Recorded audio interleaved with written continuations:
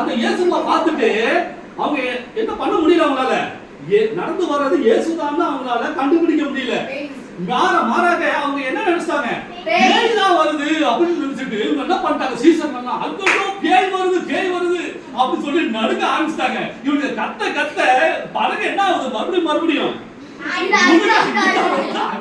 ஏற்கனவே இவங்களுக்கு வைத்த கலக்கிட்டு இருக்கு. தெரியல எத்தனை பேர் அதுல யூரின் போனாங்கன்னு தெரியல.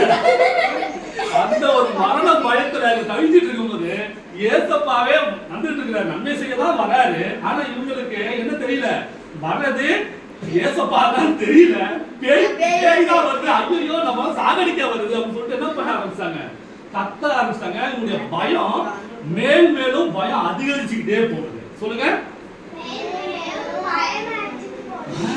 ஓகே, பயம் அதிகரிச்சு போயிட்டே இருந்துச்சு. சரி, ஓகே. அதுக்கப்புறம்